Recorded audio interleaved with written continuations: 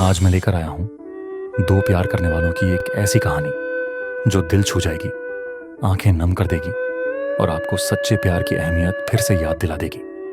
मैं हूं सचिन मौर्य और आप देख रहे हैं स्टोरी वाला आडा, जहां हर कहानी सिर्फ कहानी नहीं होती, वो होती है एक एहसास, एक सच्चाई और एक वो लम्हा जो आपके दिल में हमेशा के लिए बस जाए। तो चलिए शुरू करते हैं प्यार की वो दास्तां जिसे समय भी मिटा नहीं सका। वृंदावन की हवा उस दिन कुछ अधिक सुगंधित थी। पलाश के फूलों से ढके वृक्षों के नीचे बैठी राधा की आंखें उस दिशा को निहार रही जहां से बांसुरी की धुन रोज आती थी, पर आज वो धुन कहीं नहीं थी। यमुना के किनारे बैठी राधा के मन में एक बेचैनी थी।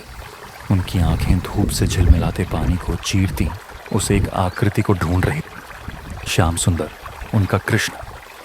गोपियां हंसती खिलखिलाती हुई जल भरकर लौट रही, पर राधा, उनकी नजरों में केवल एक ही जलता हुआ दीप था, कृष्ण का चेहरा। आज कृष्ण नहीं आए थे, न जंगल से पुकारा, न मुरली की टेर सुनाई दी। वृंदावन शांत था, पर राधा के भीतर तूफान चल रहा था। कृष्ण, क्या आज भी तुम मुझे वैसे ही याद करते हो जैसे मैं करती? उसने मन ही मन पूछा, और उसी क्षण जैसे हवा ने कुछ कहा हो, एक पुराना राग, एक भूली हुई धुन हवा में तैर गई। राधा ने आंखें बंद की और कान लगाए। बांसुरी नहीं थी, पर उनकी धड़कनों की गति बदल गई थी। कुछ साल पहले गोकुल में जब राधा और कृष्ण पहली बार मिले थे, तो कोई नहीं जानता था कि वो मिलन केवल दो आत्माओं का नहीं, प्रेम और परमात्मा के मिलन का आरंभ था। कृष्ण की उम्र 8 साल की थी, राधा थोड़ी बड़ी थी, लेकिन भावनाओं की गहराई उम्र नहीं देखती। उस दिन राधा जंगल में फूल चुन रही और तभी पीछे से बांसुरी की मीठी धुन उनके कानों में पड़ी। उन्होंने मुड़कर देखा। नीली पीतांबरधारी, सिर पर मोर पंख लगाए एक बालक पेड़ की छाया में बैठा था और बांसुरी बजा रहा था। राधा ने पूछा, तुम कौन हो? कृष्ण ने हल्के से मुस्कुराते हुए कहा, मैं वही हूं जिसे तुम हर स्वप्न में खोजती हो। राधा चौंकी। मैंने तुम्हें कभी देखा नहीं, पर मैंने तुम्हें युगों से जाना है, कृष्ण ने जवाब दिया। तुम मेरा संगीत हो राधा, मैं बिना तुम्हारे अधूरा हूं।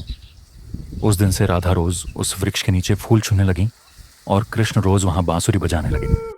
वृंदावन की प्रेम लीलाएं। राधा और कृष्ण की लीलाएं केवल आंखों की भाषा में होती थीं। वो न कभी प्रेम का इजहार करते, न वचन मांगते। एक दिन कृष्ण ने पूछा, राधे, तुम्हारा सबसे प्रिय रंग कौन सा है? राधा मुस्कुराई। नीला, क्योंकि वो तुम्हारे जैसा है।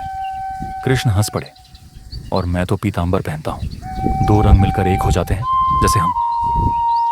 उनका प्रेम एक राग था, अनसुना, लेकिन हर गोपी के मन में बसा हुआ। रात की बात, चांदनी और चुंबन। एक रात जब चांदनी यमुना के पानी पर उतर आई थी, राधा अकेली घाट पर बैठी थी। कृष्ण पीछे से आए। राधा, आज चांद भी तुम्हारी तरह चमक रहा है, तो आज तुम्हारी बांसुरी नहीं बजेगी? नहीं, कृष्ण ने कहा, आज तुम्हारी सांसों में मेरी धुन है। उन्होंने राधा का हाथ पकड़ा और धीरे धीरे उनके माथे को चूमा। राधा की आंखें बंद थीं, जैसे समय थम गया हो, और उस क्षण वृंदावन की हवा महक उठी, बिना किसी बांसुरी के, बिना किसी स्वर के। वृंदावन की हवा में वो मधुरता नहीं थी जो पहले हुआ करती थी। बांसुरी की धुन अब रोज नहीं गूंजती थी। राधा की आंखों में वो चमक नहीं थी जो कृष्ण को देखते ही छलक पड़ती थी। कुछ बदल रहा था, धीरे धीरे, चुपचाप। राधा उस दिन यमुना किनारे अकेली खड़ी थी। चांदनी रात थी। यमुना की लहरें जैसे राधा की आंखों के भीतर की बेचैनी को छूना चाह रही थी। पीछे से कृष्ण आकर खड़े हुए। राधे, उनका स्वर बहुत धीमा था। राधा बिना पीछे देखे बोली, तुम इतने दिन बाद आए हो कान्हा, बांसुरी भी अब रूठ गई है क्या? राधे, मैं जा रहा हूं। ये 3 शब्द राधा के पैरों तले की जमीन खींच ले गए। कहां? मथुरा। क्यों? कृष्ण चुप रहे। राधा ने फिर पूछा, और मैं? कृष्ण ने नजरें झुका ली। तुम ही रहोगी वृंदावन में, जहां मेरा दिल रहेगा। उस रात राधा और कृष्ण यमुना किनारे बैठे, दोनों चुप। कृष्ण ने राधा का चेहरा अपने हाथों में लिया और कहा, राधे, मेरा भाग्य मुझे युद्ध भूमि की ओर खींच रहा है, लेकिन मेरी आत्मा तुम्हारे पास ही रहेगी।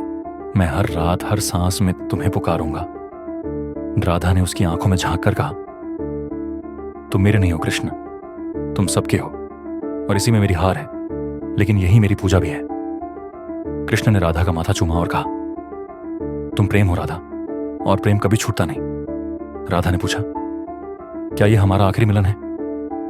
कृष्ण मुस्कुराए, नहीं राधे, यह हमारे हर मिलन की शुरुआत है। अगली बार जब मैं तुम्हें याद करूंगा, मेरी बांसुरी खुद बज उठेगी और तुम उस धुन में आ जाओगी। राधा चुप थी। आंसू उनकी आंखों से गिरकर यमुना में समा गए। वो रात वृंदावन की सबसे लंबी रात थी। जब कृष्ण जाने लगे, राधा ने उन्हें रोककर कहा, एक बार, सिर्फ एक बार मुझे ऐसे गले लगाओ जैसे फिर कभी ना मिलोगे। कृष्ण ने राधा को बाहों में भर लिया। वह आलिंगन कोई साधारण मिलन नहीं था, वो दो युगों का संगम था, दो आत्माओं का विलीन होना था। राधा ने उनकी धड़कनों को सुना। उसमें हर बीते क्षण की बांसुरी थी, हर देखी दृष्टि का प्रेम। और फिर कृष्ण चले गए। कृष्ण मथुरा चले गए, लेकिन राधा रोज यमुना किनारे बैठती थी, वहीं पर जहां वो बैठकर उन्हें देखा करती थी, बांसुरी की धुन सुना करती थी। अब बांसुरी नहीं बजती थी, लेकिन राधा को वो सुनाई देती थी, क्योंकि प्रेम केवल कानों से नहीं, हृदय से सुना जाता है। राधा और कृष्ण के रिश्ते में पहली बार विरह प्रवेश करता है, पर उनका प्रेम अधूरा होकर भी पूर्ण है। एक ऐसा आलिंगन जिसमें युगों का सारा प्रेम समाया विरह। राधा अब अकेली थी। वृंदावन वैसा ही था, वही यमुना, वही पेड़, वही गोपियां, पर एक चीज गायब हुई।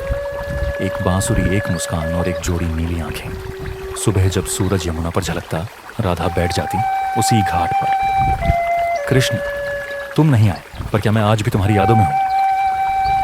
वो मिट्टी पर उंगलियों से नाम लिखती, श्याम, और लहरें आकर उसे मिटा जाती। लेकिन उनकी आत्मा में लिखा नाम कौन मिटाता?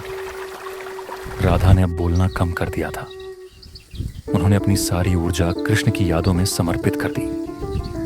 वो सुबह से शाम तक एक वृक्ष के नीचे बैठती और आंखें मूंद कर बस कृष्ण की बांसुरी की कल्पना करती। हर दिन वही पीले फूलों की माला, वही दीप, वही श्वास में हो बसता नाम, कृष्ण कृष्ण कृष्ण। गोपी यहाँ कहती, राधा पगला गई है, लेकिन राधा जानती थी, जिसे संसार पागल कहे वही तो सच्चा प्रेमी होता है। कृष्ण मथुरा पहुंच चुके थे। अब वे केवल राधा के प्रेमी नहीं, एक राजकुमार, एक योद्धा, एक भविष्य के चक्रवर्ती सम्राट बन चुके थे। राजमहल के गलियारों में बांसुरी की जगह रणभेरी की आवाज गूंजती थी, पर जब भी वो अकेले होते, उनकी उंगलियां अनायास बांसुरी की कल्पना करने लगती।